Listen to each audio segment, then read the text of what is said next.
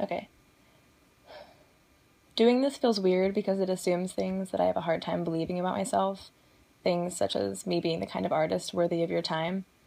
But I'm gonna go ahead because I do have opinions and thoughts.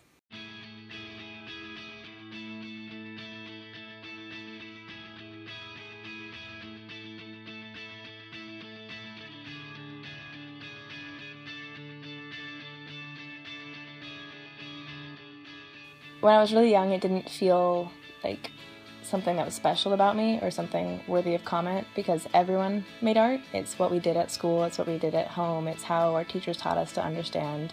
It's how we celebrated holidays, it's how our parents entertained us with just a piece of paper and a pen.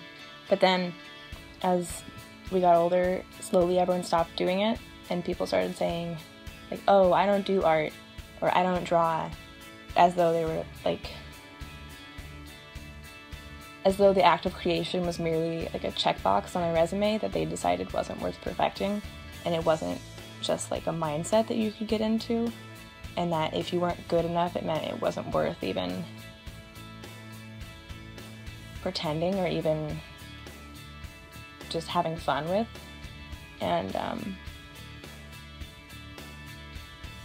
I don't know.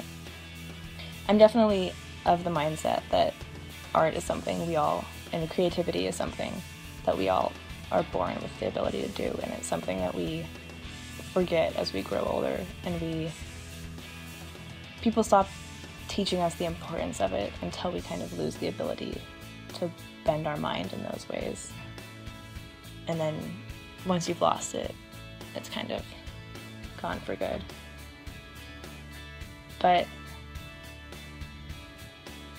I never really wanted to stop seeing the world that way, and so I just kind of stuck with it, and I wrote stories in my head and covered school notebooks and maps of worlds that I would never visit, and I filled margins with poems and illustrations, and the walls of my room have become an ever-changing canvas since my parents stopped demanding that my room be presentable for company.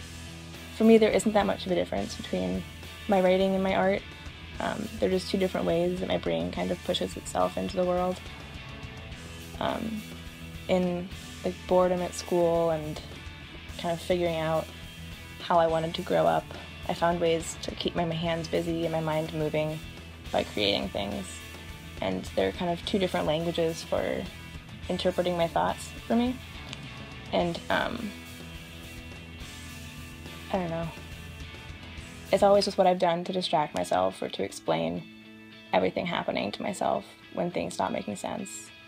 My art teacher used to tell me that my art would never go in museums, and I've come to realize that that was a compliment of sorts, and that what he was seeing was that I wasn't making something that should be juxtaposed with four walls and viewed like animals at a zoo.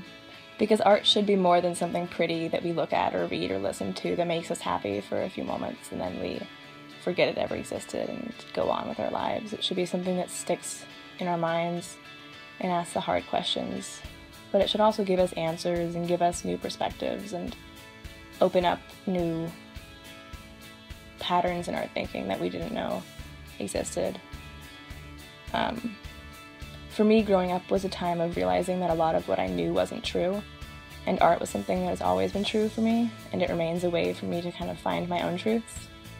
And I'm still not really sure how it's going to play into my future, or which of my passions I'm going to let take the driver's seat. But I think that no matter what, the mindset of being an artist will always stick with me. The idea that our minds can kind of create anything, and that if I work hard enough, I can paint my world in the colors that I want it to be. And I think art is important because it gives us that control that we've kind of lost in this world. And it lets us take over for a minute and be kids again and be weird and crazy and be just kind of